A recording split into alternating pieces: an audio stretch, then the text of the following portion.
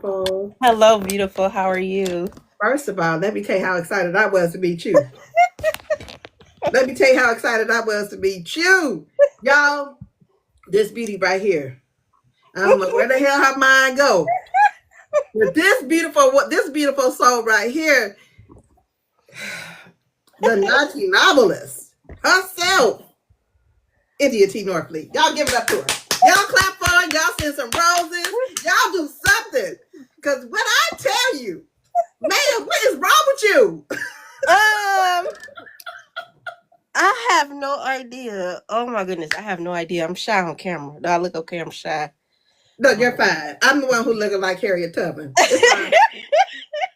Forgive me. I was trying to figure out how to get on, and I'm getting over a cold. So I'm sorry if I sound congested, but I'm getting over a cold or something. But I'm but I'm sorry. here. I'm Instead here. of the barking, we'll just put him in the sand. Because he about to start acting a whole donkey. That's okay. That's okay. He's welcome. Ciao. India. Yes, What's wrong ma'am. with you? What's wrong with you? I don't know. What made okay, before we even discuss any books, Okay. what made you become an erotic author? I didn't have it wasn't the plan. My plan wasn't to do when I came out writing. I just knew I wanted to write romance. I think I had wanted to do romance, so I don't know what that is. Maybe that's something on my camera. I don't know. I came in just wanting to write African American romance because I had read so many African American novels, and I didn't even know we wrote that because I started out reading like Stephen King, and then before that like Babysitter Club books. So all my books up until a certain point have been white. Not that there's nothing wrong with that, but I just discovered that I love reading.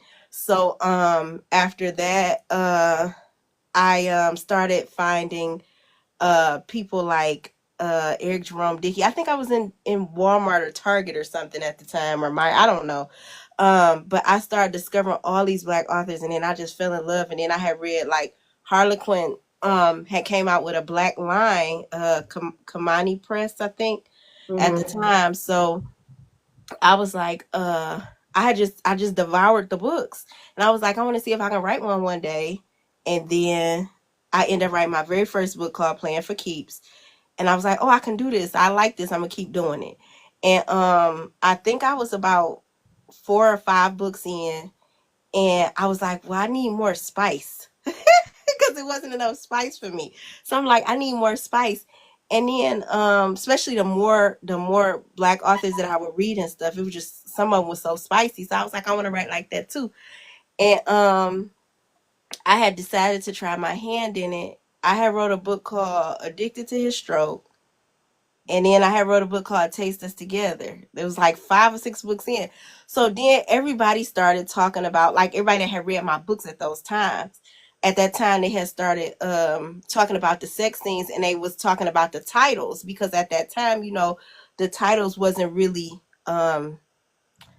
India's titles yet. So when I wrote Taste Us Together, excuse me, everybody like, what's the name of that book? And I'm like, Taste Us Together. And they was like, oh, okay. So then they would always talk about my sex scenes. Like my readers would always talk about my sex scenes. So I was like, maybe if I just be, maybe I should just kind of go into erotic romance instead of just, romance, trying to continue to go into romance or women's fiction or whatever. And so I did that, and then I was like, somebody had called me naughty or whatever, and then somebody called me naughty Norfleet or something, or nasty Norfleet or something. And I was playing with the names, and then I was like, I'm gonna be naughty novelist or whatever. And then that's what happened. So Okay, so let me give y'all a couple of titles. Don't be ashamed. You wrote it. Don't be ashamed because I'm not. Listen. Ecstasy like this. Back yes. shot ready. Come slide up in it. The red room. The tip of it, ma'am. It's always been gushy. I don't even I don't know what to say. The first of all, I read The Sweetest High. I was like, what the hell was this? That was Straight just a to week. it. That was just some weekend fun. It was just like a weekend, like a wild weekend hookup. I didn't know that book was gonna go like that. I just started writing, and that's what I came up with. And a lot of people, they didn't like it because it didn't have a plot, like a real plot to it or whatever. But It didn't need a damn real plot. that's You what I said it said. wasn't one. Read the damn trigger warning. She said it. I did tell people. I said this is just something freaky, just something a little treat or whatever. But a lot of people didn't like it, so I was like, well, oh well. For the people who do like it or did enjoy it, this is a nice little quick read. And then some people was grateful for it because everybody don't always want long books. So if you don't want long books all the time or in between time, then I'm the author you pick up. I don't mind that because I don't like to write them as much anymore unless the authors make me. Like I always try to aim to write a novella, but if it don't come out like that, I just go with what they're saying. Let me give y'all a few more titles. Match My Nasty. Um, Arched and Waiting. Slide in Deep. Yes, yes. That was a good Christmas story. Sit on My Face. Clutch and Moan. Girl, I'm not playing with you.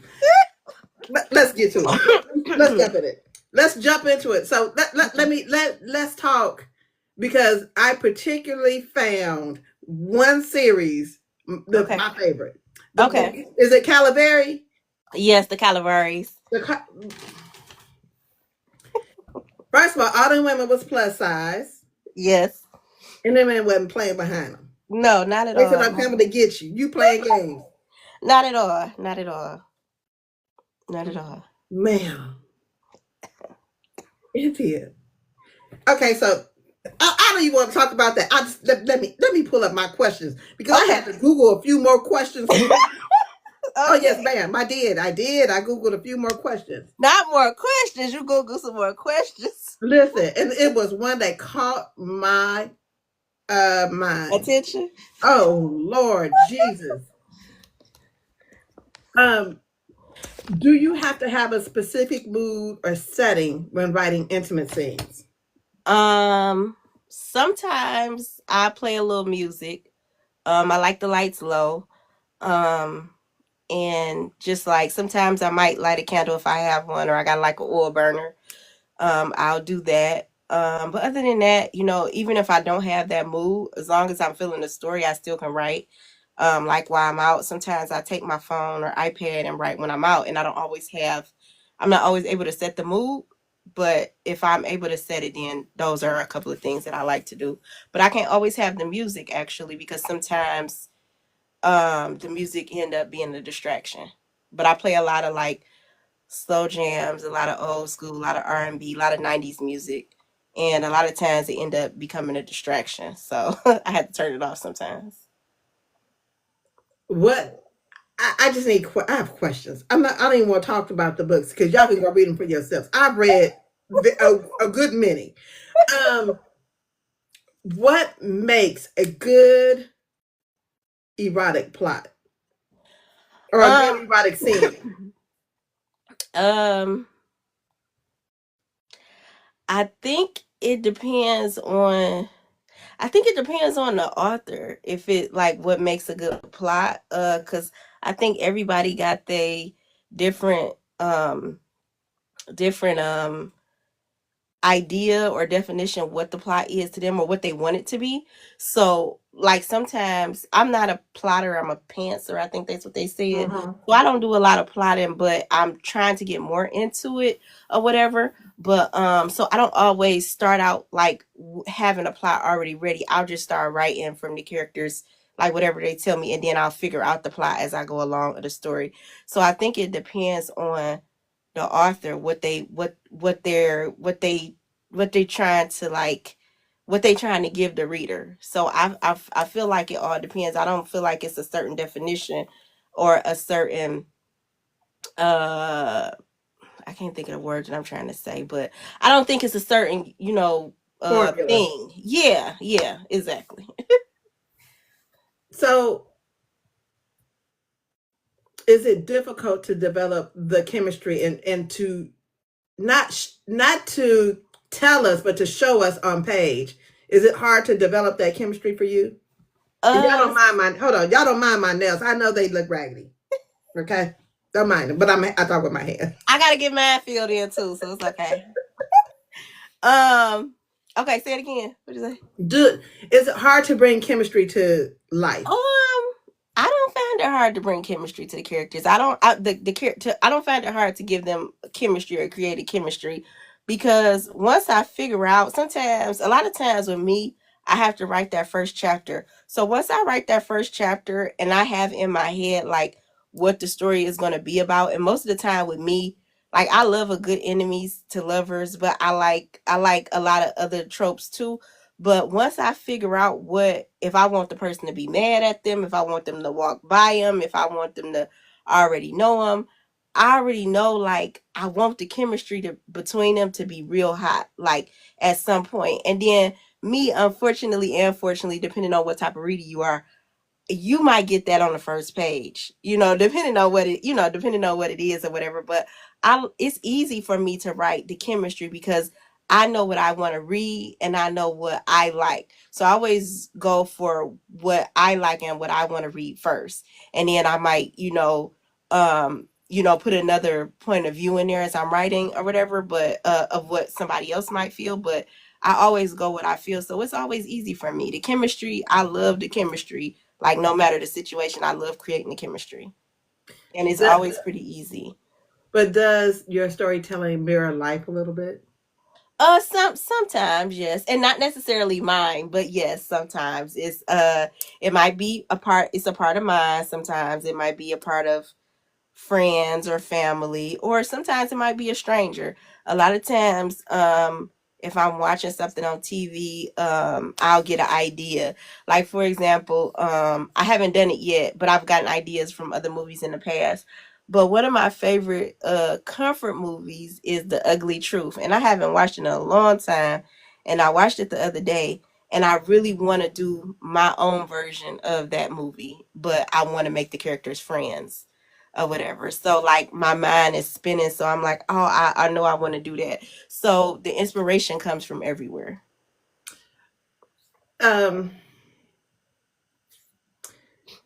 is there a favorite scene that you've ever written that you just be like, this is bullshit? Uh, What book and what scene is it? I don't know if I have. I don't know if I have a favorite one, but I have like a couple of top ones that I've written lately that I just was like, this is wild. The first one is from It's Always Been Gushy. In the beginning, I don't want to give the story away, but in the beginning, the character comes home and, you know she get herself situated at home, and she thinking, she's home by herself because she lives by herself, and then she's hearing these noises or whatever, these sexual noises, and somebody is in her bed. Child. So I Let was me show like, y'all this book again.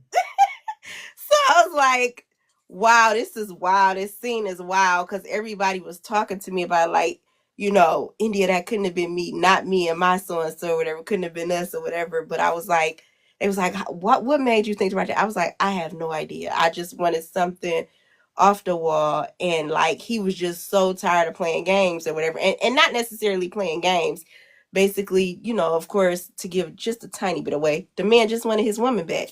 So he went through whatever extreme that he felt was necessary, and that was like him throughout the book. So he went through whatever was necessary. So that's like, it was a fun scene to write, and it's a memorable scene because a lot of people talk to me about it. It's a memorable scene. So I guess that can be one of my favorites, or just like a wild one where I was really just like, India, I don't believe you wrote that, but I was excited that I did. Another one was in the same series. It was in Sit It On My Face. It was Rainbow Story. The guy she was messing with, they were in the kitchen, and the realtor was there. He came in, and she wanted to stop and talk to the realtor or whatever because she had got herself into a situation and she wanted to talk to the realtor. And he like, well, you can stand there and wait, or you can come back. So that was another like wow scene. So I just enjoy writing them. I just, I won't, like when you pick up my book, I don't want you to know what to expect, even if you know that they're gonna have a happy ending. I don't want you to know like the journey. I want you to be like, wow, did he really just do that? Like, did he really just pick her up and take her out of here or whatever? You know what I'm saying? So, yeah, those two scenes. Let me tell you something.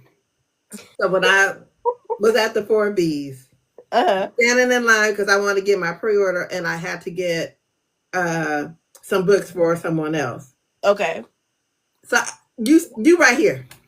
I'm standing in that Jacquel J line because I'm thinking I'm gonna hurry up and get my books and move along so I can shop. You standing right here. I turned around. I said, Norfleet. You're like, hey girl. I said, I'm the call from Booked and Busy. The genuine smile that you gave me, I was like, you know who I am? Look, you just had made my day. You have made my day. You made my whole day. So I was just a shocked and excited, just to meet you in person and stuff and talk to you or whatever. Because I always love to meet people that love my work. So bless you. I always Thank love to you. meet people that read my work. Bless you. Thank you. Because you're welcome. Because we work so hard, a lot of us as authors, trying to put together like good stories and stuff, or just stories that we like. And I write first for myself, and I hope that other people enjoy it, but I write first for myself. So the fact that somebody loves what I write, like I'm genuinely excited to talk to every single person, anybody that wants to talk to me about my books, because that make me feel good and that make me keep going, when I get discouraged. So it was so nice to talk to you and meet you in person, because and then I just like store those memories like for me. So when, like I said, when I get discouraged or whatever, I'm like, no, India, don't give up, because this person want to read your book. This person want to read your book. This person talk to you about your book. So it's so encouraging to have those moments. So I was so grateful to be there. I was so grateful Monica invited me. It was just like everything. So, but anywhere, any event or whatever, I'm just excited to meet and talk to readers. Like when somebody coming to you excited, you want that, to keep that excitement. You don't want to be like, oh hey, like he like, Yeah. excuse me, oh okay, I'm gonna go this way, Right. But Your yeah, goal is to come here, give an experience, sell a exactly. book, and go home. Exactly. But I never want anybody to feel a certain way or to regret like meeting me. Like my reactions are always genuine because I'm so excited to talk to you because you were so excited to talk to me. You know what I'm saying? Or even like when I was watching your reviews, when you was reviewing like the Calabaris, like I was just too excited. I was just jumping up and down and stuff like that. I'm taking a phone to my husband. I'm like, look. He was just smiling and stuff like that. And I was showing my friends and stuff. And it just is just such a good feeling to have those moments and to see that. And yours was so funny or whatever, but to have with your hat on. But hold on. Don't. Because, baby, I was coming. I was coming on. Listen, only I have another hat for you, but this one you deserve. But, baby, Yes, yes, yes. Okay. mother is saying, what the hell is wrong with you? India, Yes. back shot ready? Why is she got a back? Let me tell you something. KL Hall, Arthur KL Hall, she's such a sweetheart. I was on her site one day because I had no idea these books was on Connect. I had no idea I was going to write a family. I still got books coming out hopefully this year or next year to finish. Well, it's complete, but y'all wanted some other people's stories or whatever. So I'm gonna do that. But I saw that cover on her website and I said, this is mine. And I don't even know where Backshot Ready came from, but I was like, I seen something Backshot and I seen the way she was posed on the cover. I'm like, this gonna be Backshot Ready. Come slide up in it. And I hurried up and bought that cover so fast. And I love that she was a BBW on the cover because I'm like, I'm gonna do some Yeah. BBW covers, and I mean some BBW books or whatever, because there's so many books or whatever. I mean, well, it was not enough books at the time. It is so many now, and I love to see it, but it wasn't at the time of BBWs, and I wanted to show like that love and that appreciation, and I think that's important for all of us or whatever, to show that love and appreciation. I have books of women of all shapes and sizes, but the BBWs are my favorite and close to my heart, because it was so many people for so long that wasn't showing BBWs like no love or whatever, or mad because they were BBWs but they didn't start out that way. So that was so important to me. So when I see it or whatever, I'm like, I gotta have it. So that's why a lot of my stuff, like, people don't know. Some people recommend me, but most of them won't, because they don't know that my I have quite a few books dedicated to BBWs or whatever, um until they go through my catalog, unless they look at the cover. Like some of them you can see by the cover, like It's Always Been Gushy, you can see that by the cover, but all of them you can't see. And I think Ecstasy Like This, you can see by the you can see by the cover or whatever that she's a BBW. But I made it, put it on there, BBW erotica, for those who are looking for it. But I just love those stories. Yes, I just love those stories. First of I all, got you ain't say these covers ain't given. Something wrong with your eyes. Cause listen, these covers are given. This is which one am I? I'm reading this one right now. part two. Oh, part I'm one. reading part one. Yeah. I'm reading part one. That Elijah, was that's wild too. They was like, "What is wrong how with you Elijah?" at the? I can't give it away. I can't give it away. I can't. I can't. I can't. When I tell you, ma'am, what do your husband think? What does he think? He don't know what to think. He smiles, and people will come up to him like, your wife write these freaky books, huh?" He just be smiling or whatever, or he'll laugh. Like, he love going to the events with me and seeing the women talk to me about my books. He just be excited, but he like, "What you writing?" or whatever. Sometimes he'll tell me an idea. He was like, and I tell him, "Okay, I like it," or I tell him like, "Nah, we ain't doing that," and he'll start laughing. But he's supportive, and he like it or whatever. So Let me tell you something. When I got to that table, I know y'all, he thought I was batshit ass crazy. I didn't care. Listen, I didn't care. I didn't care and I didn't care. I said, I want that, all of that, and I want that. And he was like, oh. She was like, pack it up. Packed it up. he always surprised. He's always like shocked or whatever, because the first event he came to with me, he was like, "It's so crazy, like, to see that so many women, like, you already know, but like see so many women that love to read." And he was like, "Women spend money on their books, they won't, huh?" And I was just smiling, because he was seeing. I had went to one event with him. We was in Tennessee. Be Love had put on an event. And I wasn't her author anymore, but she was such a sweetheart, and I didn't she's still such a sweetheart, but I didn't leave her on bad terms. It was, my mother had passed away, so she still invited me to the event and whatever. And I didn't even think nobody was going to come to my table, because like I said, I was no longer under Beloved Publications. So I'm like, well, I'll probably get a few people here and there. It was a whole line at my table, and I had no idea till I looked up. My husband said something, and he was like, "These women love to read the books or whatever," and they wanted everything I had, but I didn't bring that many because I wasn't thinking I was gonna sell any. And then he was like, "Well, why you underestimate yourself?" And I said, I don't know. I just always." He's like, "You said when nobody gonna come over here, you got a whole line." And I was like, "It's not so much as me underestimate myself, but I do that. But I just feel like, just with some of my experiences and stuff like that, I'm just like, well, maybe they ain't gonna come to my table." But when they end up coming to my table, I'm shocked. And then he's shocked because he see all this women like, and then I had ran out of books, and they like, "You ain't got no more books, you ain't got no books." And he was laughing. He was like, "No, we don't have no more books." He was like, "She sold out of all of them or whatever." So it was, yeah. So yeah. I'm just saying, and the one thing that I love that you did, I'm not listen, y'all know I'm gonna give y'all the real authors and readers. Yes. I tell you my truth and how I see things. Nicole's logic is Nicole's logic. Mm-hmm. You stood up that whole time. I don't think you ever sat down. You hugged everybody like they was your best friend. You took pictures. Yeah. It what it does, it makes a reader feel really good. Yeah. That's What my it goal. does, it invites a reader who may be new to you Yeah. to come peruse.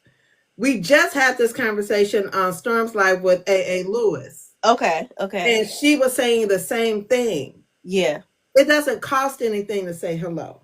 It doesn't Exactly. cost anything to smile. Mm-hmm. It doesn't cost anything to be genuine. What it Exactly. does do is invite somebody into your world, and then it gives you an opportunity to sell books. Yeah. Yeah. That, to me, is top tier customer service. That's top tier. I'm telling y'all, if y'all ever in her vicinity, I'm gonna need y'all to watch her. Just watch her, because when I tell them books are flying off the shelves, I was so shocked too. I was so shocked to see because I was so nervous. I was so nervous, and I was like, I love Monica because Monica, she been a sweetheart since I've known her, even before I got to meet her in person.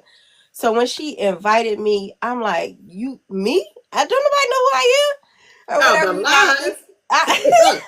I'm thinking that to myself. I'm like, don't nobody know who I am? And she done invited me, all these big name authors there. And somebody was like, India, you a big name author too? I said, nah, I don't think so, but I'm so honored to be in this room with all these women. Listen, And you are the conversation, ma'am. whew, listen. Hey, am I lying? You are the conversation. So I don't know why you having this self doubt, but Mm-hmm. baby, you are the conversation. I don't see it. So I'm always shocked or whatever when somebody say that to me. And so I was just so shocked that, but I was honored too to be in this room with all these women or whatever, all these big names, just all these women in general, that we all had this same passion or whatever. So I was just so excited to be there. But I feel like that is so important to make a reader feel special. You don't have to kiss a reader behind or nothing, or if they mistreat you or nothing like that. But like, for the most part throughout my career, I can say that I've ran into some great people, and they just was genuinely happy to talk to me. And I would talk to a reader all day if they want to talk about my books. I sign every book. I got about 60 something books, I think 64, 65. But if I don't know if a reader bought every single book, but they come to me with every single book that they want me to sign, I will sign every single book while they right there. Talk to them, hug them, everything, because I feel like that's so important, because you supporting my dream, you supporting me as a person, like you love something that I do, so I can continue to give that to you as an author, and that make me feel good. So I'm always gonna like hug as long as people want hugs. I'm always gonna be like, you want pictures? If I gotta stand up and my feet was hurting because I had on these cute gold boots and I just thought they was too cute. But guess what? After all that standing up, I kicked them off. That's why in a couple of the pictures, that I had took once it was ending, I had on these like lace socks. Baby, I didn't care if they showed in the picture, and it was like I had some with a couple of readers toward the end, but I had to take them shoes off. I'm like, listen, I hope you don't match. Like, no, I don't match. I just want the picture of you. I said, okay, because my little toes might be showing in here, but they got the socks on. But I said, I'm so tired, but I would not sit down because I felt like it was so important to talk to everybody that came to the table. Even when people just came to ask questions, I just appreciate you for coming, over there. Even if you don't buy nothing, maybe you want to read something first of mine before you buy actual paper book. People was asking me, was I on Amazon? I was so thankful for Jaquil Line because everybody was right there. Baby, what I tell you, if they were smart, Yes. listen, you was right here. Jessica Watkins was next to Yes. you. Yes. Mel Dow was across the street. Listen, I was on in the good other company. side. We Yes. in this line, and I was like, people just standing, and I was like, but wait, you was my first purchase. I said, I purchased my books. I turned around, I said, hold on, let me go across the aisle. I went to Mel Dow. Yeah. Baby, and then they had a nerve to put Alexandria House Yeah, category to you. yeah. Yeah. Oh, what did they do that for? They was like, somebody was like, excuse me, where's Alexandria House? I was like, oh, she's right there on the other side of that line. And they was like, okay. And they couldn't see her. And then when you came around before you could see me, mine was right there, but then they couldn't see on this side. So I was like, okay. So when her line was going around, I was happy because people were stopping at the table and they was asking me questions, but they was standing in her line. They was buying stuff from her line and they was buying my stuff. And my husband like, they want something, they want something. I was like, okay, yes, can I help you? What you need? What you need, love? And they was talking to me and buying the stuff or whatever. So I was excited. But all of the people that came, I was excited for everybody. But the people like you, all of the readers like you that was like, India, I came to get books. I came to get books. I was just like, oh my God, you came to get books from me? Like, that really touched my heart. Like, I just, everything about me is genuine about reading a reader, talking to a reader, hugging a reader, everything, because it just like it seriously means so much to me. Like, I'm really living my dream because of that, because of y'all. So it's just like it's amazing. So I always like to show my appreciation with everything I do, even like when I send books from home, like when people order off my website, I always try to show my appreciation. Um, somebody had paid somebody had paid for one book that she was trying to get two, but she was saying the shipping, she didn't know to put in the code for the shipping. And I told her that's okay. I said I can send you the money back or you can get a book, from the event. She was like, oh, you'll let me do that? I said, yeah, whatever you want to do. And she was like, I get a book from the event or whatever. And she said, you can pick me out one. I said, whatever one you want, come let me know when you get here. And she said, okay. But I love to do stuff like that because like I said, it make me feel good and it's supporting my dream. And like the fact that y'all like something that I wrote it to entertain myself too, but the fact that y'all like it, like, we love this too, India. I'm like, oh, okay. I was like, oh, y'all love my craziness. Oh, okay. Child. Okay, so I have a question. Okay. What's the difference between erotica and romance? I think it's just the sex. I think it's just the sex. Like, so with erotica, like, you still can have a plot with sex being around it, and you still can have a plot, because that's what I try to do. But sometimes I don't always have a plot, and I let people know that. But I think with romance is more focused on like the sensuality of like a couple, and not so much about the sex, but it can involve sex.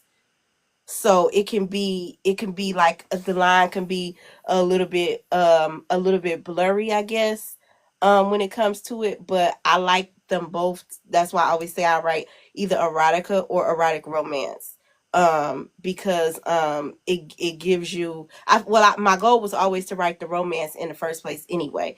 But then when I discovered the erotica, I was like, well, I'll write the erotic romance side of it and then just fuse the two together. But everybody don't have to do that, because you can read a great romance and it doesn't have to have any sex in it at all, or you can read one and it can still have a lot of sex in it. But I write mine strictly to be erotic, and some days I wonder if I should move out of that, but that's what I think the difference is. I, I just feel like people may get bored sometimes. I still gonna write it, I still love it, but I was like, I want to try other things, but I still I want mean, to it's say, okay to try other things, but don't that is somebody's help what do you call it? Their helpline. oh, You helping somebody because they need to know about some different things. I don't think I'm gonna leave it for good though. I just want to go into different genres. Like, I want to do a lot of erotic thrillers, which some of my books are already under thriller. Like Ecstasy Like This turned into like this suspense thriller type thing that I had no idea it was going to turn into or Mm-hmm. whatever. So I wanted to do that. I like horror, so I wanted to do an erotic horror. I don't know when. I keep saying every Halloween. I had the cover for like 2 years. But so I still want to stay in the erotic genre. I just want to kind of Play with straddle some the other line for genres. You want some. to mesh it. Yeah, yeah, Oh my God, yeah. that's exciting. I'm excited. Girl, what misconceptions do people have about erotica? Misconceptions. I guess the only one that I really can think of is that it is all about sex, but on the one hand, it is. But on the other hand, like I said, I try to give you a good plot too. I try not to give you just sex, but at the same time, I want people to understand that it's okay if I give you just sex, because if I told you this was an erotica, or if I told you if this was an erotic novella, then I don't want you upset with me because I already told you ahead of time, and then you turn around and mad because you like it's no plot. It's 40 pages of them going on a date and screwing or whatever.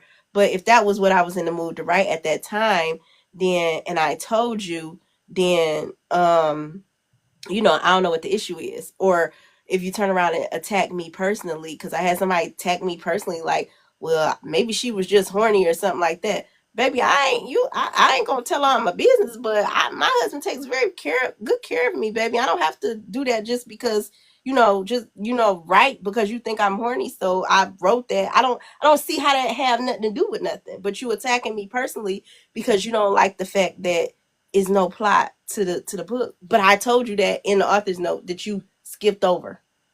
So Yeah, that's the problem. If you're a reader like me, I don't always read the synopsis. I don't, but I know what I'm expecting when it say erotica. Yeah, yeah. Yeah. And I try to make sure excuse me, I try to make sure that any reader picking up my book knows that too. Knows what they're getting into. I give you the author's note, but before I even give you the author's note, if you know erotica is not your thing, I wouldn't pick up a book called Sit It On My Face. I wouldn't pick up a book called Backshot Ready. I wouldn't pick up a book called Slide In Deeper, Come Sit On It, because that's not your cup of tea. So you can't pick up that book and think that, and mad because it's whatever is in between them pages is in between them pages. If the cover is telling you, now you ain't even got to open the book. The cover say, come sit on it. Come. I don't know what you want, you know? So let me tell you what the synopsis say. I'm not gonna read the whole thing. It says okay. ecstasy like this is a fast-paced, erotic whirlwind type of love story. Yeah. Erotic. It is all capitalized. If this is not the kind of story you enjoy, please do not read this book. Please note the following gentle reminders. Ecstasy like this is an African American erotica. Please do not read this book if you do not like African Americans or erotica. Listen, I just had to. Is that not a trigger warning? Do not read this book if you don't like the way I write erotica about African Americans. I don't know how much clearer you can get. God damn it. I did. Somebody was laughing at me because I put that in there. I was like, we're gonna do something different, y'all. It's 2025. Okay. Let's make each other happy. So I put all that in the front of that book because I was tired of getting beat up on, so to speak, about the fact that they didn't know. So I'm begging people, I'm making posts. I'm like, please read the author's note, but do not open no book, like I said, to say Backshot Ready on it. Especially not for me, because another thing is that everybody views erotica differently. Not all of us view erotica the same.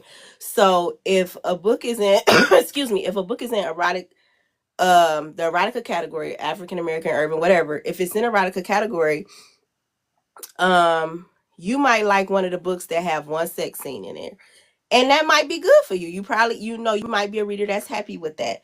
And then you turn around and you like, oh, let me try out India book. And you open my book and it got 5 sex scenes in there for the book even over with, and you pissed. So I don't, it just depends on your definition and what you like too, because I tell them it's more than one sex scene in here. And I've read some good eroticas and it only had one sex scene. But then I've also read I turn around and write my book, and then I turn around and read somebody else that got one sex scene, and I was like, India, maybe you is doing too much. But this is the thing. I don't consider that erotica. Okay, why not? What, with one sex scene? Yeah. It's romance. Y'all fucking. Sorry. Y'all just fucking. It might be a little wild, but I don't consider that an erotica book. Okay. Because you're focusing more on the romance or the relationship or whatever the plot is. Okay. Erotica is fucking. That's if I'm wrong, say that. Mona Lee agrees with me. I agree with you, but it depends on whoever is getting that book out that category. They may not feel it. And then they probably need to go look up the definition of what Okay, an well you. erotica book is. If you are a reader, then you need to know the different types of genres and what Mhm. you're going to expect in an erotica. Erotica means fucking fucking. And I thought like, okay, maybe India, you doing too much because here go this book, and like I said, it's good, but it has one sex scene in it, or maybe it have one and a half sex scenes in it, or whatever. But like I said, then you turn around and pick up my book, and you mad because it got four sex scenes in it, five sex scenes in it.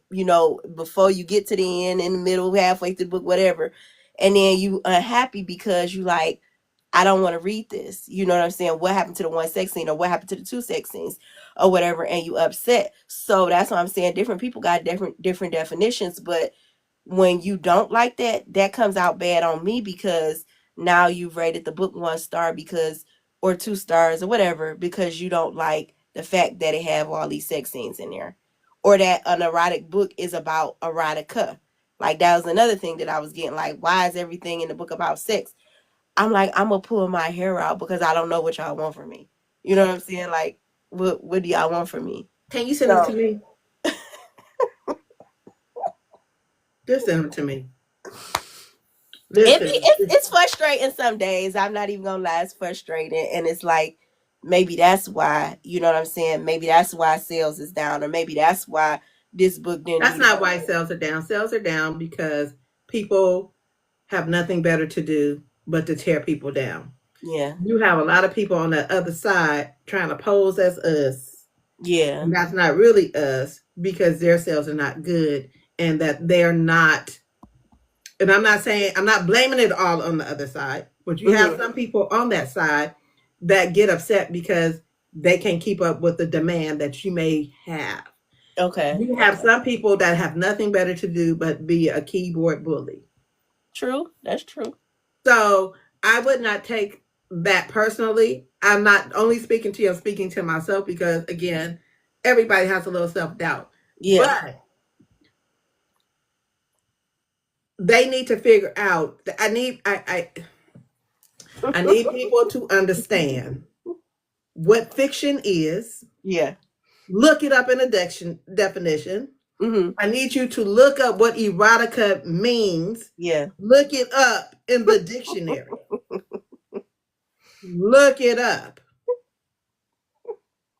Even my novellas, sometimes they have like the sweetest high, that's a novella, but they doing that all throughout the book, but that's a novella. But some, like I said, I've read plenty of novellas where it was just one scene and then that was it, and I'm like, how we fit the same number of pages in there, and I got all this sex in this book or whatever. And then people was like, India, you using the sex scenes as fillers, or this author, they want to dress me as India, but this author is using their sex scenes as fillers. And I have told people several times when they ask me, I don't write sex scenes as fillers. I don't write them. I don't need to write a sex scene as a filler. If this person want to have sex this many times and they got a partner that keeps up with them and enjoys it as much as they dish it out to each other, I don't see nothing wrong with adding a scene. I don't see nothing wrong with adding it as much as they want it.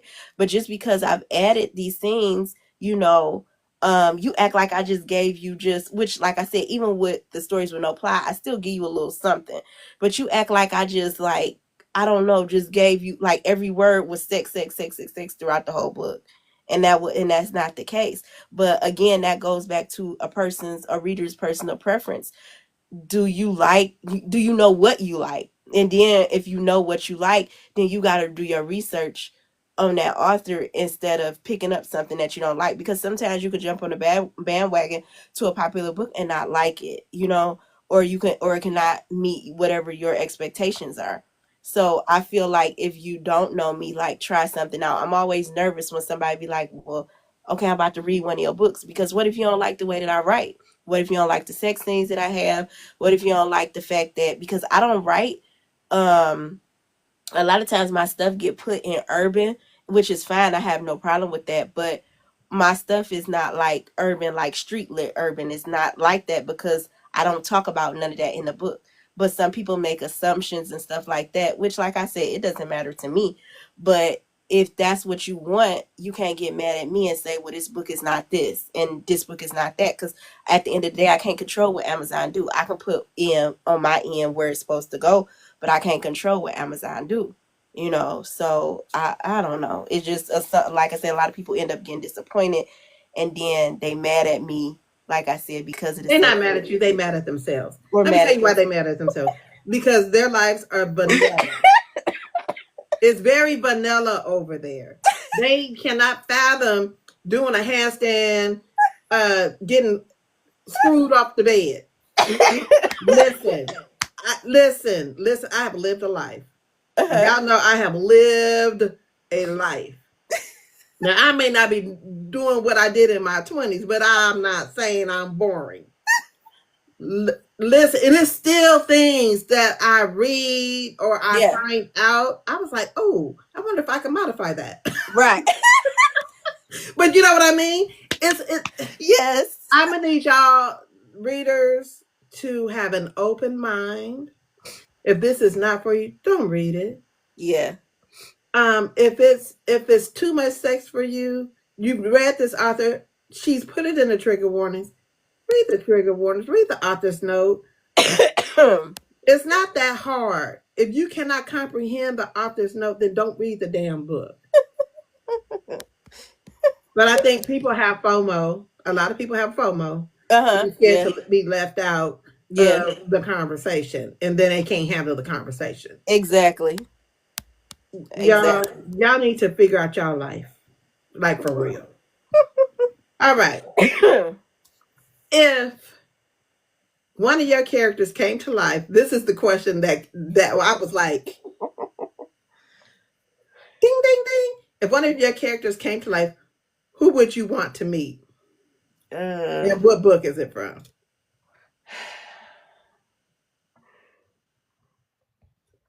I want to meet everybody, but Me too.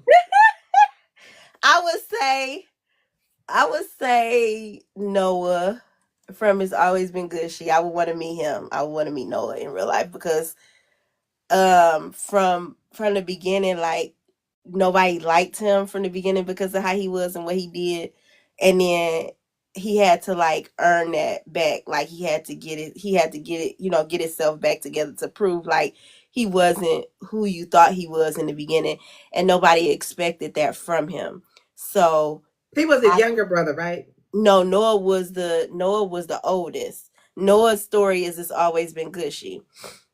Noah was the oldest. Luca was the middle child, and then Judah was the no. Luca was the youngest, and Judah was the middle child. Right. Okay, got you, So got you, got you. yeah, so he was the one who was in the beginning. In book one, he had got into the business or Right. whatever. Got you, So got you. they was like he gonna have to redeem himself or we not gonna like the story, but everybody kept reading it like okay, he redeemed himself or whatever because he went, he wanted his woman back or whatever. But I just found his character interesting just from developing him from that book to his own story. But yeah, he's one that I want to meet. But I like I said, I still feel like I would want to meet everybody, like like to sit across from your character because you're already talking to them while you're writing the book. So if they was coming to life and you sit across to your character, like, what was you thinking when you did that? I just sometimes I think stuff like that, like, what was you thinking? Like that was crazy, but and then they talking back to you like, well, you wrote me like this, stuff like that. But yeah, that's what I want. What's the funniest or most unexpected feedback you've ever received from a reader? Um, they asked me for advice, sexual advice, which I guess that's not so far off the mark because I write erotica, but I've had readers ask me like, well, I want to do this for and it's mostly women. It's never like been guys. So I mean it's all women, it's never been guys, but they ask like what do I recommend. I'm like, ain't no sex therapist or nothing like that, I ain't know. But they ask me like what you recommend, or some people ask me like, do you ever plan to sell sex toys? And I was for a minute, but I'm actually do a line this year and sell my own sex toys or whatever. But Thank you, thank you. But they asked me like, do you, they asked for relationship, sexual relationship advice. I want to do this for my man. What you think about this? Or, even like, I want to do something, romantic, but I want all of the sex. Like, what can you, what do you recommend and stuff like that? And I'd be shocked. Or they'd be like, your book had me ready for my man when I got home. Or I thought like one reader was talking to me and she was saying like she read her book and me and my husband thank you and stuff like that. So I get messages like that. I know your husband be like, "What the fuck is this?" He Yeah. definitely like, "What the hell, India, Yes. ma'am?" He'll say that. He'll say that to me too because he'll be like, he was like, did she say her husband and her husband? I said, yes, baby. He like, okay, India. I'm hollering. I'm hollering. Um, in your catalog, Mm-hmm. I know you're married. We know Mm-hmm. this. I know this. I don't know about them. I know you're married and you're happy. You Uh-huh. seem happy because y'all was Uh-huh. just Yes, I am. I mean, he's a headache, but I love him. He's my headache. I'm sure he'll say the same thing about me though. But yeah, in storytelling land, yes, yes, yes. which is outside of your husband. Of course, yeah. Because I got a lot of Who husbands outside of him in them books. Yes, ma'am. Yes. who is your book husband? Out of my books. Out of your catalog, who's your Uh-huh. book boyfriend, and who Uh-huh. you sliding with? Oh my You got to name god. the character in the book. Okay. I better get you. Hold on. Why is she thinking? Get your pens and paper ready because you might want to read it. Um, you said who was my book husband, Mm-hmm. boyfriend? And who you sliding with? Uh, my husband is uh Kanan from the tip of it. My boyfriend uh is Judah from Backshot Ready, and I'm sliding with um. That's a tough one. Let me see. I'm sliding with everybody. So Um, everybody. from Come Sit on It. I can't even think of the man name, and I wrote so many doggone books. That's a shame. That is a sad, sad shame. But Hold on, I'm about to go find it. I'm looking to. I'm like, this is ridiculous. And I wrote almost 70 books. I can't remember nobody all the time. I can't find it. Hold on. I'm about to find it Oh, here right. it is. Here it is. It's uh is it Dominic? Yep, Dominic. Yep, yep. That's it. That's what I'm sliding. Yes, yes, yes, yes. I'm just saying. I'm just saying. I'm just saying. If you could collab with anybody, who would you collab with? um,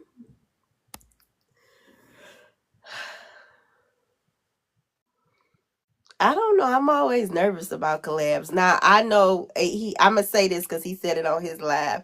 So I'm gonna say this Um, at some point, me and Cartier is supposed to be doing a collab this year or next year. But it's we aiming for this year. So I'm gonna say that me and him is doing a collab, and I'm excited about that. But Cause he uh, nasty. he is. He called me But a good girl one more time. I promise you I'm gonna send him the emergency room visit bill. he had reached out to me and asked about a collab. He actually made a post on Facebook. And I was shocked so many people was like, yeah, y'all collab. I was very shocked about that. So he had slid in my inbox and he was like, we should do something for real. But we've been talking about it for years though. And so he was like, yeah, I want to do one with you. And I'm like, okay, let's do it or whatever. So like I said, the plan is this year, but if not, hopefully next year. But so I guess I will only say him, but I never had a dream collab because I'm always so nervous. Now I have three other people reached out to me for collabs this year. Two, not to write them this year, but just reaching out to me to do collabs, which I'm always shocked if somebody want to collab with me. I don't know why. I think it kind of got to do with that whole it's not, I guess, kind of minor insecurity thing about like um worried if somebody would like my work or whatever. So I don't have like a person that I would collab with because I would never know who would want to collab with me, and I'm always nervous. So I don't really have a person, specific person. But I'm open to anybody collab. I'm always shocked when somebody want to collab with me. So Okay, that's okay. Um, which character do you identify best with out of your catalog? all of them, all of them. I think so. So when I'm writing, when I'm writing the females, everybody have something of me, not exactly, or I try to write them opposite of me actually, but some of the traits and stuff like that I end up being able to like relate, if it's about like a certain situation, or if it's about a feeling or something like that, or if it's something that I have been through or something like that, so I can, like, I just put myself into each person, but just like a certain part of me, not all of me, because I don't want to read me. I feel like they more interesting, but I still put a piece of me in each story. Okay, So all of that's them. fair. That's Yeah. fair. When you first saw your name on your first book Uh-huh. cover, your physical copy, what was that? What was that like? Surreal. It was very surreal because when I first started, I had met a lady, another author, and she ended up also being an editor. And she talked me through this whole process of getting this book done because I didn't know what I was doing. And thankfully, at that time, I had some other people in the industry helping me, a couple of friends that I had made in the very beginning. And so to see, it took 2 years to write the book, and then that's the longest it took me to write a book, 2 years, and that was my very first book. And once it was finally done and it was live, and because I didn't know nothing about the books being live or leaving reviews or anything at that time, I just could not believe it. And I didn't know any cover designers. So a guy that I work with, he was a graphic designer. So we didn't know nothing about measurements or anything. So I had just wanted this cover at this time of this girl and this guy. She was a Facebook friend, and they had this pretty cover, and I was like, I would like for that to be my cover. But I was like, I love it. And so I was like, can you do this for me? He was like, we can try to figure it out. So he figured it out, and I would do the uploads, and I would send him like the measurements from Amazon, and he ended up getting it right. And we don't have no idea how he had got it right or anything, but I was so grateful to him because I didn't know nobody else. Like I said, I didn't know no other cover designers at the time because we at book one, I didn't know anything. So I was so grateful. I was grateful at that time for the picture. Now I've updated the book since then because there was some issues with that person, so I didn't want them on my cover anymore. But I have updated it since then. I'm actually supposed to upload it sometime over the next couple of days. I was supposed to do it last week, but I was sick. But I'm supposed to upload the new cover. Talina did the cover, and it's a beautiful cover. And so I updated the cover. But just looking at the cover when she sent it back to me, it was like the same feeling from when I first, even though it's a different cover, it was the same feeling from when I first got to hold that book in my hand. So every transition that that book went through, I kept a copy of each cover because this would be my third and final time. I'm not going to change it anymore, but this would be my third and final time changing it, unless I have to change with the times. That's the only reason I did it the third time, was Mm-hmm. to change with the times or whatever. But it was just like such an amazing feeling. My mom was excited. I miss her so much. She passed away 4 years ago almost now. And she was my biggest supporter. My mother has always been my biggest supporter my whole life. But when I told her I wanted to write, she encouraged me. She would ask me how the book was coming along. I was actually working as a aide for her. She was a barber instructor, and I was working as an aide for her. So when she didn't have me doing nothing, I would go in her office and I would write the book. The first book, I would write the book, and she was so proud of me. And she telling everybody her daughter was an author and stuff like that. So it was just like an amazing feeling. And she was like, "You actually wrote your book. You told me, you said when you were 16 you wanted to come and write it." I was like, "I remember all that, Ma." And she was like, "You said it, and you wrote it on my walls, and I told you don't write on my walls." And I was like, "Okay, okay." But it was just like she was really telling the truth, because I was so dead set on wanting to be this author. I was so dead set. I had this dream for so long. Well, not super long, but just since I was in my teens, 16, because I started with poetry. I know some authors start with poetry and some of them don't, but I started writing poetry. So I probably have, I'm getting those updated too, because I put, posted the erotic poetry just to have it up there or whatever, and people to buy it as gifts, like to put in baskets or for their significant other, because it's quicker to read the erotic poetry if they want to read that than a story. So I'm updating those and getting those put back up there too. I got like 7 or 8 erotic poetry books.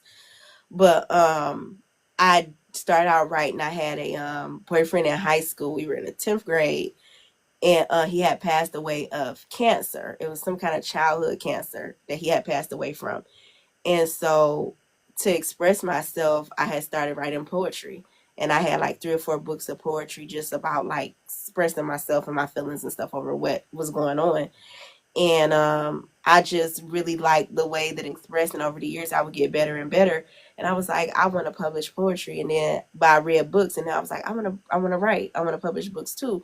And for years, I would look up all this information on how to self publish. I wanted to like submit to companies, but they had so many stipulations on what you could and couldn't write, like with big traditional stuff. So when people ask me, like, do you ever have a dream of being like traditionally published or seeing your stuff turned into movies? That was never my goal. I won't ever turn it down, but my goal was never to be a traditionally published author. My goal was never to see my books on a big screen. But if somebody come with me to that opportunity and it's worth, the money is right and they talking right, then okay. But my goal, I've achieved my goal, and I'm so thankful. I'm so thankful to God that I was able to achieve a goal. This was where I wanted to be. So everything beyond here that God has allowed in my career and stuff like that, it's all was just extra blessings, because I had already, my dream had already come true when I got that book in my hand.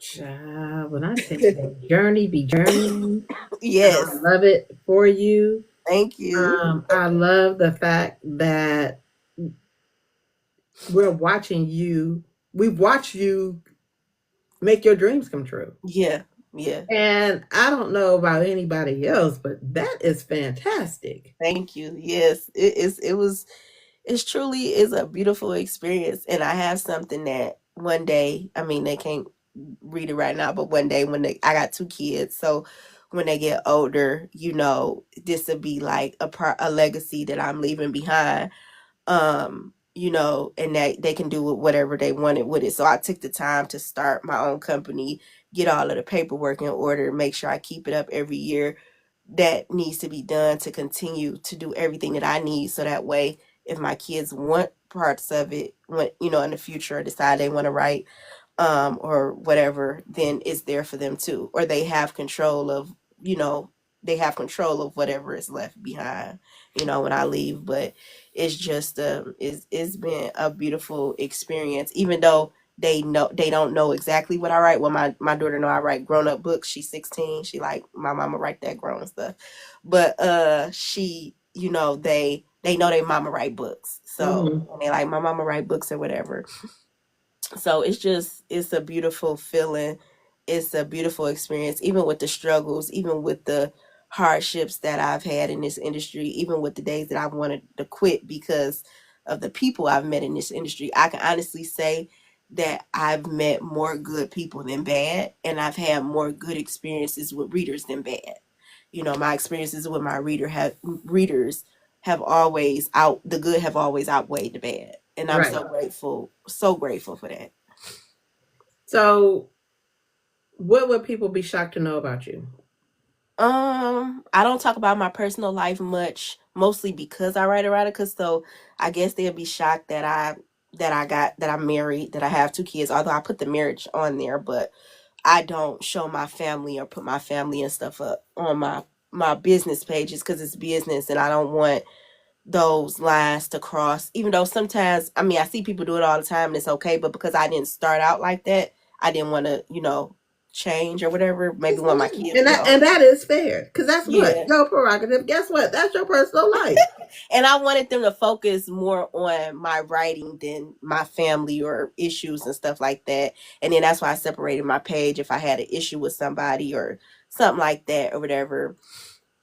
But I guess they'd be shocked to know, like I said, I have two kids, a boy and a girl.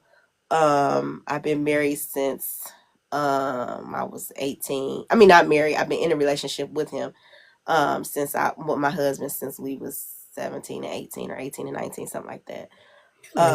Yeah. I'm an introvert, big time. I'm very shy. I don't like these interviews. I rather talk when you just see my picture. But but I'm trying to come out of my shell, so I do try to show my face. But what else? I'm still a writer that author that loves to read. I have my favorites. I be in line right with y'all. When Jaquil line died down, I took my behind over there too. And at most events, you know, I try to make my rounds to my favorite authors and stuff like that, but I don't always get a chance to. But I love to read. I'll still read a book until 2 or 3 o'clock in the morning or whatever, and be ready for the next one. Can't even keep my eyes open. I love pizza. Like I said, my favorite comfort movie is The Ugly Truth, and I like horror movies. Like those is comfort movies. My baby, like, Mama, what's wrong with you? You like horror movies for comfort? I'm like, I don't know. I love Vampire in Brooklyn. That's one of my favorite movies. I'm hollering. Um, one thing people are super shocked to learn about me is that I love the Golden Girls. I'm a huge Golden Girls fan. What was it? I don't know. I don't know. Thank you Everybody is for so being shocked. my friend. Listen, people are so shocked, and they're like, "Indy, you such an old lady." I said, "I don't know, maybe that's why, but I love me some Golden Girls. I'm always excited about the Golden Girls, and I sit and watch it over and over again." They like, "How you watch the same thing?" I said, "The same way everybody watch Martin over and over again, because I love Martin too. So same way everybody watch it over and over again, I can watch the Golden Girls all day long." I'm a loner. I'm quiet. I'm to myself. Um, I guess that's pretty much it. Those are really mostly more the shocking things. And I'm very shy, even though people like India, you know, how you shy and you write stuff you write. I'm like, I don't know. But yeah. But you know, a lot of introverts write crazy stuff. Yeah, that's true. I would have thought, well, judging by your books, I would have thought you was a dominatrix or something. No, but I want to get into it. I don't want to write. I want to write BDSM, but I want to do all of the research. I want to go to Storm's event where she have it where that's the focus of it that weekend. um yes, I would listen. I'm trying to hurry up and get my table, but I'm excited about that. And I read BDSM, but I want to write my own one day. But I want to, like I said, just make sure that it's as close to reality as possible while still being fiction. So yeah. Yeah. Okay, okay. Let's see, let's see.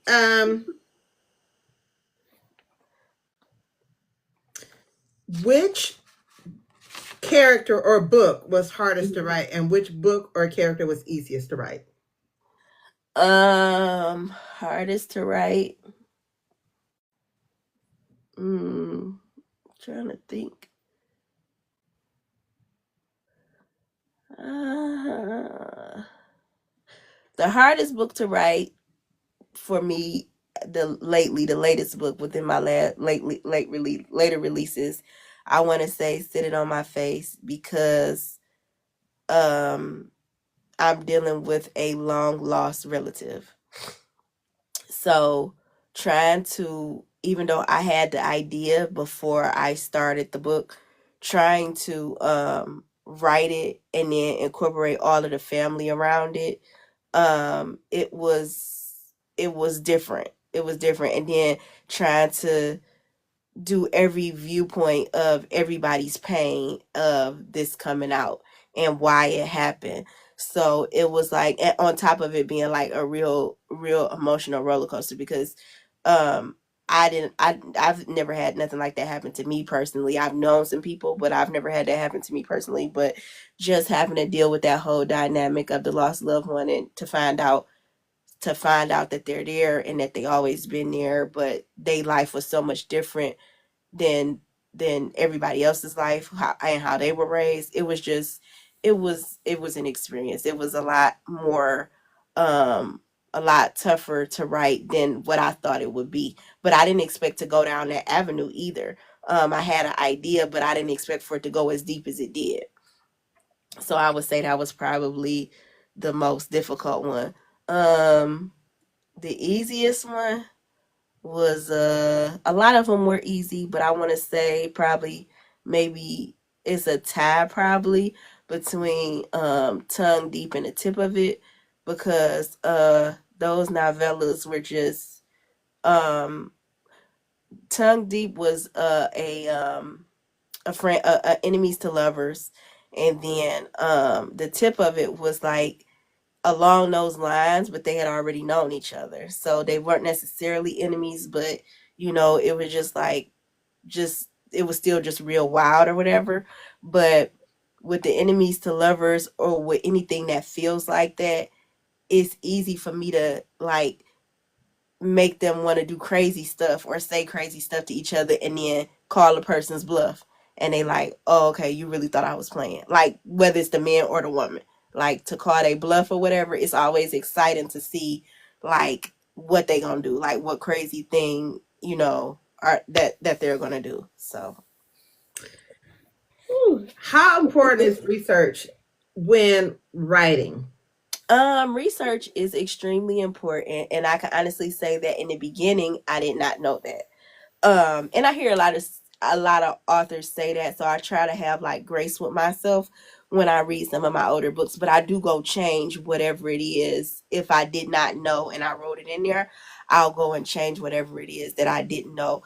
But in the beginning, because like I said, I didn't have anybody but the lady who helped me, and then two friends at the time. So I wasn't thinking to ask for um questions about research. I'm thinking write the story. So I'm not thinking getting the facts straight. Like one lady was like, I had a book called Seduced by the General. I had to take it down. I probably had to rename it to something else because I had some problems with the editor or whatever. Not doing it the job or whatever. Anyway, um I did not know, which I could have looked this up, but I did not know about far as how long it took in the military to become, I think, a general or whatever. And it's so crazy because my mother's side of the family is full of military, so I could ask anybody any question, but I did not know to ask questions. So sometimes you don't know when you cut into people, and I wasn't mad at her for cutting into me. I was thankful that she said something so I could fix it. But it's just that it was the way she did it. But I didn't mind, like I said, because I was still happy that I was informed. And so reading some of my older books while I was going back over them to edit them before I could re-edit them and have them re-edited and then re-release them, when I was reading over them, it's like some stuff that I can see that I didn't do the research on because I didn't know. And so I think that's important when you coming into the industry, when you get with somebody, when you find like maybe a mentor or somebody to help you, they'll tell you all of that. Like you supposed to do your research. Cause I'm thinking fiction is based on fiction. I'm not, I'm like, I can make up a whole world. But if I'm gonna do that, I'm gonna have to make up a whole world, but I still gotta get some of the facts straight Right. in life. And I didn't know that. So now, now that I know that, I don't do anything without checking first. I don't do anything without the research first. Now sometimes it's debatable depending on what it is. Because like, for example, like with the model situation in Backshot Radio, whatever, somebody asked me about like how didn't he know which model or something like that was coming to his store. But I actually talked to a model or whatever, and she was explaining to me the different things, when you're with an agency versus being on your own and all of this other kind of stuff. It was a whole lot of information. So I always make sure, like, now I ask questions, or if I can't go to nobody and ask, I make sure that I research. But it is extremely important because even though you want to entertain, you still want to be as close to real life as possible while you Right. entertain. Yeah. Right.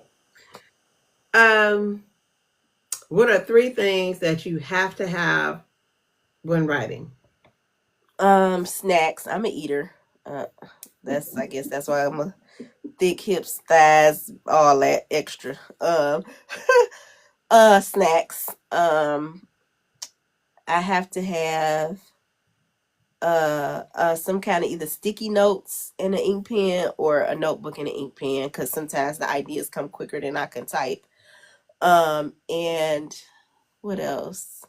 Sometimes music, and I think that's it. Okay. I think that's it. Yeah.